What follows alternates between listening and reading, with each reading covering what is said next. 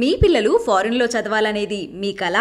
మీ కలను నిజం చేసే ఏకైక సంస్థ విదేశ్ కన్సల్ట్స్. నమస్తే, వెల్కమ్ టు ఐడ్రీమ్. భారతీయ విద్యార్థులు విదేశాల్లో చదువుకోవాలి అంటే ఫస్ట్ ఆప్షన్ యూకే అనేసి అంటూ ఉంటారు. అయితే ఇప్పుడు చాలామంది యూకేలో స్టడీస్ అంటే చాలామంది పాజిటివ్గా చెప్తున్నారు. అందులో కొంతమంది మాత్రమే నెగిటివ్గా చెప్తూ ఉన్నారు. అందులో ఉన్న రియాలిటీ ఏంటి, ఎందుకు వాళ్ళు నెగిటివ్గా చెప్పాల్సి వస్తుంది, అక్కడున్న ప్రాబ్లమ్స్ ఏంటి, అండ్ చదువుకునే వాళ్ళకి అక్కడ ఎలాంటి కోర్సెస్ అందుబాటులో ఉన్నాయి, దీని గురించి మాట్లాడడానికి మనతో పాటు ఉన్నారు విదేశ్ కన్సల్ట్స్ నుంచి ఫౌండర్ సాయినాథ్ గారు. వారితో మాట్లాడదాం. అండ్ వీరు ఈ సంస్థ నుంచి ఇప్పటివరకు దాదాపు 13,000 మంది విద్యార్థులకు ఉన్నతమైన చదువును అందించి అలాగే వాళ్ళ లైఫ్లో మంచి ఎంప్లాయ్మెంట్తో కూడా సెటిల్ అయ్యారు. ఈ సంస్థను స్థాపించి కూడా వీరు దాదాపు 17 సంవత్సరాలు పూర్తయింది. ఈరోజు వారితో మాట్లాడదాం. నమస్తే సార్. నమస్తే అండి. సార్, మీ 17 ఏళ్ల కెరియర్లో యూకేకి ఎంతోమంది విద్యార్థులను పంపించారు, చాలామంది వెల్ సెటిల్డ్ కూడా అయి ఉన్నారు. కానీ ఈ మధ్య కాలంలో మనం చూసుకుంటున్నాం సోషల్ మీడియాలో కావచ్చు, ఇన్స్టాగ్రామ్స్ అలాంటి వాటిల్లో కొంతమంది చాలా తక్కువ మంది ఇక్కడ రాకండి, యూకేలో చదువుకోకండి అనేసి ఒక నెగిటివ్ ప్రచారం అయితే చేస్తూ ఉన్నారు. ఎందుకంటారు? సో యాక్చువల్గా యూకే అనేటప్పటికి ఇండియాకి మనకు ఒక పరిచయం అవసరం లేనటువంటి కంట్రీ మనకు అది. అంటే ఈరోజు మనం మాట్లాడే ఇంగ్లీష్ వాళ్ళు ఇచ్చిందే, ఈరోజు మనం వాడే రైల్వేస్ ఒకప్పుడు వాళ్ళు వేసిందే, ఈరోజు మనము లా కానీ చాలా మటుకు అంతా కూడా, ఇన్ఫ్యాక్ట్ మన డ్రైవింగ్ కూడా చాలా దేశాల్లో మనకి రోడ్డుకి రైట్ సైడ్ డ్రైవ్ చేస్తారు, మనం లెఫ్ట్ సైడ్ చేస్తాం, బికాస్ యూకే వాళ్ళు అలా చేసేవాళ్ళు. సో మనం ఇన్లైన్ టు యూకే చాలా విషయాల్లో కామన్గా కలుస్తాం, బికాస్ మనం 200 ఏళ్ళు వాళ్ళు ఇక్కడ ఉండి పరిపాలించి. అయితే ఇప్పుడు ఈ ఎడ్యుకేషన్ డెస్టినేషన్స్లో ఎప్పుడు ట్రెండ్స్ ఉంటాయండి. ట్రెండ్స్ అంటే బేసికలీ ఏంటంటే ఒక కంట్రీ ఒకసారి పీక్లో ఉంటుంది, ఒకసారి డౌన్లో ఉంటుంది. అంటే ఫర్ ఎగ్జాంపుల్ ట్రంప్ ఉన్న టైంలో అమెరికా కంటే అమ్మో అమెరికానా, ఎందుకు వీసాలు రాక.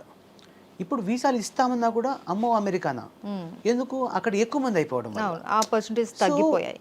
Too much of something is also not good and very less also not good. అయితే ఇలాంటి సినారియోస్ ప్రతి కంట్రీకి మనకి అవుతాయి. అంటే ఎగ్జాంపుల్ యూకే చూసుకుంటే దాదాపు మనకి ఇండియాలో రతన్ టాటా దగ్గర నుంచి చాలా మంది యూకే గ్రాడ్యుయేట్స్. సో వాళ్ళు యూకేకి వెళ్ళి మాస్టర్స్ చేసి తర్వాత ఇండియాలో they have done great things. అయితే ఇక్కడ ఏంటంటే మనం చూసుకోవాల్సిన విషయము, ఎప్పుడైతే ఒక స్టూడెంట్ ఇంటర్నేషనల్ ఎక్స్పోజర్ వస్తుందో వాళ్ళ స్కిల్ సెట్ పెరుగుతుంది. సో ఆ కంట్రీ యూనివర్సిటీ ఎడ్యుకేషన్ సిస్టమ్ మారలేదు. అయితే ఆ కంట్రీ రూల్స్ ఒక్కోసారి చేంజ్ అవుతూ ఉంటాయి. అంటే 2012లో ఉదాహరణకు తీసుకుంటే they remove the post study work. Before 2012 యూకేకి చాలా వెళ్ళేవాళ్ళు. 2012 నుంచి 2019 వరకు దాదాపు ఒక డెకేడ్ ఐ వుడ్ సే వీళ్ళు ఇండియా నుంచి చాలామంది యూకేకి వెళ్ళడం మానేశారు. ఎందుకు అంటే యాక్చువల్గా పోస్ట్ స్టడీ వర్క్ అని కోర్స్ తర్వాత 2 ఏళ్ళు యాక్చువల్గా ఆ దేశంలో ఉద్యోగం వెతకడానికి అవకాశం ఉంటుంది, అది తీసేశారు. తర్వాత 2019లో మళ్ళీ వాళ్ళు రీఇంట్రడ్యూస్ చేయడం వల్ల ఈరోజు యూకే చాలా పీక్లో వెళ్ళింది. ఈ పీక్లో వెళ్ళడం ఎలా వెళ్ళిందంటే హై పీక్లో వెళ్ళింది. సో అందువల్ల మనకేంటంటే స్కిల్ ఉన్న వాళ్ళే కాకుండా కొంతమంది స్కిల్ లేని వాళ్ళు కూడా యాక్సెస్ దొరికేసింది. ఓకే. సో వీసాలో రిస్క్ లేనప్పటికీ కొంతమంది ఆ లెవెల్లో వాళ్ళకి పొటెన్షియల్ లేకపోయినా కూడా they could able to get visa. And అక్కడ వెళ్ళిన తర్వాత వాళ్ళు ఆ రేంజ్కి వాళ్ళు మ్యాచ్ అవ్వాలి. అంటే బేసికలీ ఒకటి ఏంటంటే అండి, ఇప్పుడు మనకి ఉద్యోగాలు లేని దేశాలు లేవు. అవును. You please name any country, ఆ దేశంలో అసలు ఉద్యోగాలే ఉండవు. ఒక దుబాయ్ ఎడారి, దాంట్లోనే వరల్డ్ జాబ్స్ ఉన్నాయి. సో ఇక్కడ కంట్రీస్తో తప్పు ఎప్పుడు ఉండదు. మనం చూసుకోవాల్సిందల్లా ఏంటంటే ఆ కంట్రీ జీడిపి ఏంటి, ఆ కంట్రీ ఓవరాల్గా ఎంప్లాయబిలిటీ రేట్ ఏంటి, ఇదే చూసుకోవాలి. అయితే మన వాళ్ళు ఏంటంటే కొంతవరకు వెళ్ళిన వెంటనే 1 మంత్కి ఈ ఇన్స్టాగ్రామ్ కొద్ది బాగా ఇష్టం కదా చాలా మందికి. సో వాళ్ళకి ఏంటంటే ఫన్గా ఉంటుంది, జస్ట్ టు మేక్ వీడియోస్. అది కొంత రియాలిటీ కూడా ఉంటుంది, రియాలిటీ లేదని నేను చెప్పను. రియాలిటీ ఏంటంటే వాళ్ళకి part time దొరకడంలో 3 months to 5 months 6 months పట్టచ్చు. అది అమెరికాకి వెళ్ళినా అంతే. ఇన్ఫాక్ట్ అమెరికాలో మనం పార్ట్ టైం జాబ్ అలౌడే కాదు, ఇది ఆఫ్ క్యాంపస్, ఇంకా ఇక్కడ ఆఫ్ క్యాంపస్ కూడా అలౌడ్. సో ఈ అవకాశాలన్నీ ఉన్నాయి, కానీ కొద్దిగా ఏంటంటే మనకి పేషెన్స్ లెవెల్ కొద్దిగా పెట్టుకోవాలి. అది ఏ కంట్రీ ఎక్కువైపోయింది, ఇప్పుడు అందరికీ యాక్సెస్ ఉన్నది, కాంపిటీషన్ లేని కంట్రీ లేదు మేడం. ఇప్పుడు మనకి యాక్చువల్గా అసలు survival of the fittest is the formula. So మనం చదివే చదువు ప్రాపర్గా చదివితే ఒక మంచి యూనివర్సిటీ సెలెక్ట్ చేసుకుంటే ఏ బాధ ఉండదు.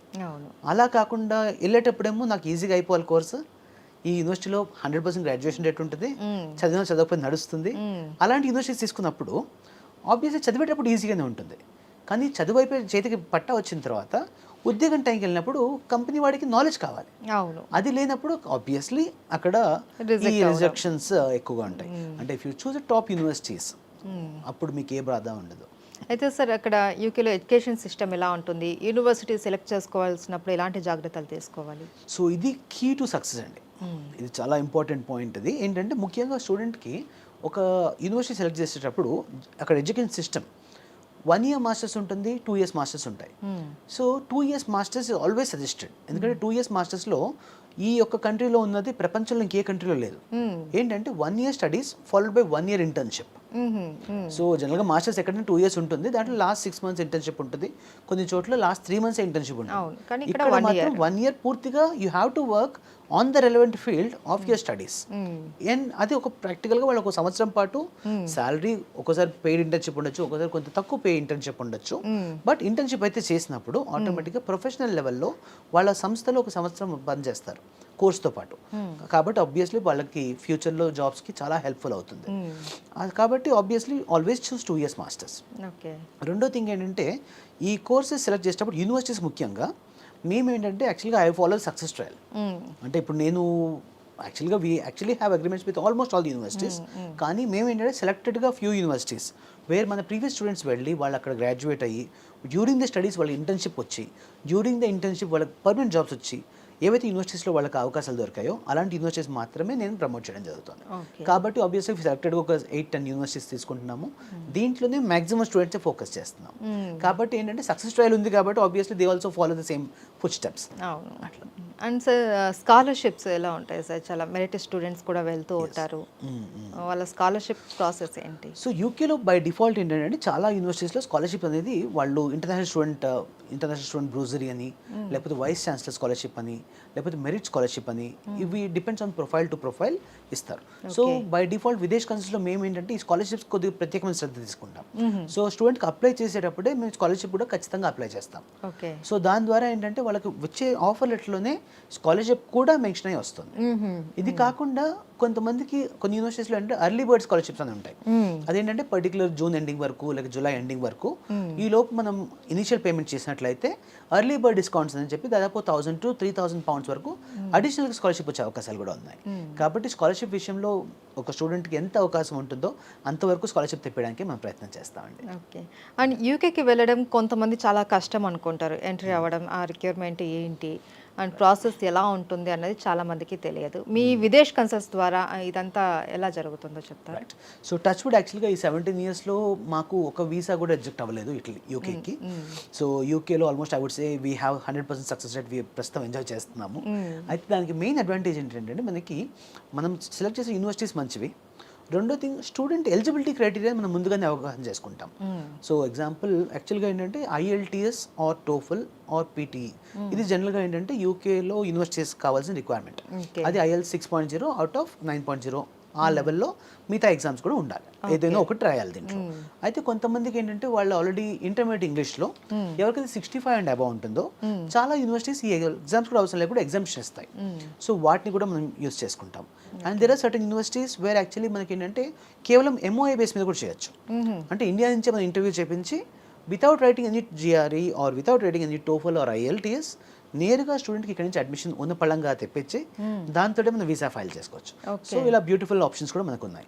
సో ఇవి ఏంటంటే based on profile to profile వాళ్ళ ఎలిజిబిలిటీ బట్టి వాళ్ళ ఫైనాన్షియల్ సిచ్యువేషన్ బట్టి మనం యూనివర్సిటీ సెలెక్ట్ చేస్తాం. దాని ద్వారా మనం అప్లై చేయడం వల్ల సక్సెస్ రేట్ అయితే ఇప్పుడు 100% మెయింటైన్ చేయగలుగుతున్నాం అండి. సో 1 year ఇంటర్న్షిప్ అన్నారు, 2 years మాస్టర్స్లో. తర్వాత ఏంటి సార్ ప్లేస్మెంట్స్ విషయం ఏంటి? చాలా మంది ఇదే అడుగుతూ ఉంటారు. సో అదే ఇంతకుముందు స్టార్టింగ్లో చెప్పినట్లు 2019 నుంచి యూకేలో యాక్చువల్గా ఏంటంటే కోర్స్ అయిపోయిన తర్వాత స్ట్రైట్ అవే 2 years పోస్ట్ స్టడీ వర్క్ ఇస్తున్నారు.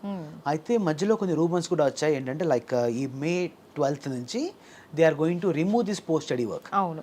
సో చాలా మంది దీనికి పానిక్ అయిపోయి ఇప్పుడు ఆల్రెడీ కొంతమంది ఫీజు కట్టిన వాళ్ళు ఆగాల ఏంటి ఇప్పుడు 12th June రోజు యాక్చువల్గా the parliament of UK has given clean chit that actually like there is no changes in the graduate programme route. అంటే గ్రాడ్యుయేట్ రూట్ అంటే బేసికలీ కోర్స్ అయిపోయిన తర్వాత 2 years పోస్ట్ స్టడీ వర్క్ని యాజ్ ఇట్ ఈస్గా వాళ్ళు అంతకుముందులా ఉందో అలాగే కంటిన్యూ చేస్తున్నారు. అండ్ ఇప్పుడు నెక్స్ట్ నియర్ ఫ్యూచర్లో అటువంటి ప్లాన్స్ ఏమీ లేవు. కాబట్టి స్టూడెంట్స్ ఎవరైతే యూకే ప్లాన్ చేస్తున్నారో వాళ్ళు బేషరతుగా టెన్షన్ లేకుండా ప్లాన్ చేసుకోవచ్చు. అయితే సార్ నేను కొన్ని చూశాను, ఏంటంటే చాలా మంది మాకు వీసా రిజెక్ట్ అయ్యింది, లాస్ట్ మినిట్లో మాకు వీసా రిజెక్ట్ అవ్వడం వల్ల నేను వెళ్ళలేకపోయాను, చాలా హోప్స్ పెట్టుకున్నా యూకే వెళ్ళి చదవాలి అనేసి చెప్పిన స్టూడెంట్స్ని నేను చూశాను. ఓకే. అయితే మనకు విదేశ్ కన్సల్ట్స్లో అలాంటి ప్రాబ్లమ్స్ ఏమైనా ఉన్నాయి ఇప్పటి వరకు? వీసా ప్రాసెస్ మీ దగ్గర ఎలా ఉంటుంది? సో అసలు ప్రాబ్లం మీరే చెప్పారు, లాస్ట్ మినిట్లో అని. అవును. సో ఫస్ట్ థింగ్ ఏంటంటే యాక్చువల్గా యూకే ప్రాసెస్ అనేది చాలా సింపుల్ స్ట్రక్చర్డ్ వీసా ప్రొసీజర్. ఈ structured visa procedure time line ఉంటుంది. అంటే మనం at least 1 month before the course commencement మనం వీసా ఫైల్ చేసుకుంటే మీకు ఏ ప్రాబ్లం ఉండదు. అలా కాకుండా ఇంకో 3 రోజుల్లో వీసా ఫైల్ చేయాలి, లైక్ కాలేజ్ స్టార్ట్ అవుతుంది, ఈ రోజు మీరు వీసా ఫైల్ చేస్తాను, ఇలాంటప్పుడు కొద్దిగా ఇంటర్వ్యూస్ పడే అవకాశం ఉంటుంది. కాబట్టి ఎప్పుడు కూడా మనం సఫిషియెంట్ టైం చూసుకొని, అంటే స్టూడెంట్ మాకు అప్రోచ్ అయినప్పుడే మేము క్లియర్గా వాళ్ళకి చెప్తాం మీకు ఈ పలానా ఇంటెక్ వస్తుంది. బికాస్ లక్కీ ఏంటంటే మనకి ఇక్కడ almost every alternate month we have intakes. జనవరి, ఫిబ్రవరి, కొన్ని మార్చ్, మే, జూలై, సెప్టెంబర్ వరుసగా ఇంటెక్స్ ఉన్నాయి. కాబట్టి అంత కంగారు ఏమీ లేదు. సో అప్లై చేసేటప్పుడే ప్రాపర్గా టైమ్స్ లైన్స్ చూసుకొని దాని ప్రకారంగా అప్లై చేసి, యూకేకి 2 థింగ్స్ అండి. ఒకటి ఏంటంటే మెడికల్స్ అంటే చిన్న టీబీ టెస్ట్ చేస్తారు, అది ఎవరికి ప్రాబ్లం ఉండదు, టచ్వుడ్. రెండో థింగ్ వచ్చేప్పటికి ఫైనాన్షియల్స్. ఇప్పుడు మన చాలా కంట్రీస్లో ఏంటంటే పేరెంట్స్ ఏం చేస్తారు, వాళ్ళ ఇన్కమ్స్ ఎంత, వాళ్ళ బ్యాక్గ్రౌండ్, బ్యాంక్ బ్యాలెన్స్ ఎంత, బ్యాంక్ బ్యాలెన్స్లో ఏంటి, అది ఒక 6 నెలల నుంచి మాకు స్టేట్మెంట్ చూపించండి, లేదంటే మీకు మీ ఆస్తులు ఎంత ఉన్నాయి, ఈ సిఏ ద్వారా రిపోర్ట్స్ ఇవన్నీ ఉంటాయి. యూకేలో ఇటువంటి ఏ గొడవ లేదు, అస్సలు ఏది ఉండదు. ఓన్లీ 28 days మనం ఫండ్స్ మెయింటైన్ చేసామా, ఆ కాగితం వాళ్ళకి చూపిస్తే దాంతో సరిపోతుంది. అది కూడా కేవలం ఏంటంటే వాళ్ళ బ్యాంక్ బ్యాలెన్స్ వచ్చేసి 1 సంవత్సరం పాటు వాళ్ళ లివింగ్ ఎక్స్పెన్సెస్, బ్యాలెన్స్ ఫీజ్ అది చూపించడానికి కూడా మనకు యాక్చువల్గా బ్యాంక్ లోన్స్తో కూడా మనం టైఅప్ అయి ఉన్నాం. So now we're working with almost close to all the public and private banking sectors. కాబట్టి automatically students maximum loan avail చేసుకుంటున్నారు. ఈ లోన్ ప్రాసెస్ కూడా విదేశ్ కన్సల్ట్స్లో ప్రత్యేకంగా we have separate unit for this. అయితే సార్, ఇప్పుడు మనం కొన్ని వీడియోస్ చూసాం కదా, ఇక్కడికి రాకండి, ఇక్కడ అంత సేఫ్ కాదు అనేసి కొంతమంది చెప్పారు, చాలా తక్కువ మంది. అయితే పేరెంట్స్ ఇప్పుడు పంపించాలి అనుకుంటున్న పేరెంట్స్ కావచ్చు, స్టూడెంట్స్ కావచ్చు, వాళ్ళకి ఒక భయం ఉంటుంది, ఏంటి అక్కడ సేఫ్టీ సెక్యూరిటీ పరంగా ఏమైనా ఇబ్బందులా అనేసి. సో వాళ్ళకి ఏం చెప్తారు? So safety security is actually a primary key which I also consider. నేను మా ఫ్యామిలీ మెంబర్స్ని పంపించినప్పుడు ఎంత జాగ్రత్తగా ఉంటామో, ఆబ్వియస్లీ ఈవెన్ ప్రొఫెషనల్ లెవెల్లో కూడా అలాగే ఉంటాము.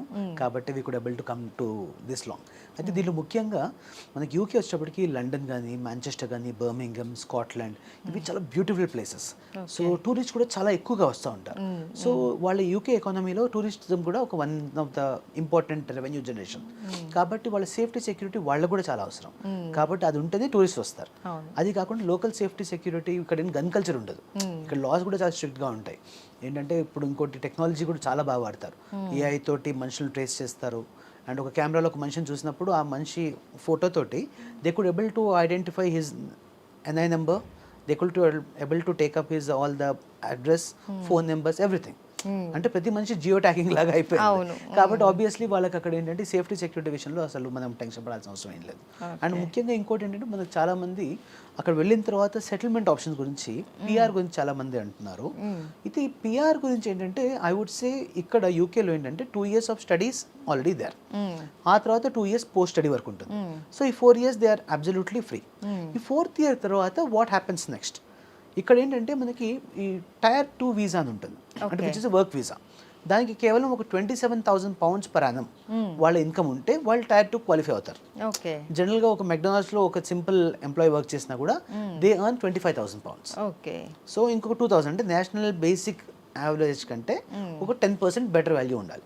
అంటే ఈ 4 yearsలో ఉన్నప్పుడు ఆటోమేటికల్లీ ఒక టీమ్ లీడ్ అయినా కూడా వాళ్ళకి ఆ పొజిషన్ వస్తుంది.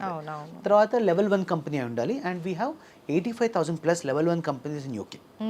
ఈ 85,000 కంపెనీస్లో ఎక్కడ ఉద్యోగం వచ్చినా కూడా వాళ్ళకి ఆటోమేటికల్లీ మనకి వర్క్ వీసా వస్తుంది. అలా 5 years వాళ్ళు ఆ దేశంలో వర్క్ పర్మిట్ ఉన్నట్లయితే they get the PR. So permanent residency కూడా చాలా ఈజీగా ఉంటుంది.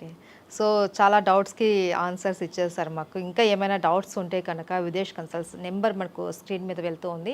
సో ఆ నెంబర్కి మీరు కాల్ చేసి మీకు కావాల్సిన వివరాలు తెలుసుకోవచ్చు. అండ్ అలాగే డైరెక్ట్గా వీళ్ళకి 13 బ్రాంచెస్ కూడా ఉన్నాయండి. అక్కడికి వెళ్ళి కూడా మీరు డైరెక్ట్గా ఫేస్ టు ఫేస్ మాట్లాడుకోవడం, మీకున్న డౌట్స్ అన్ని కూడా క్లియర్ చేసుకోవచ్చు.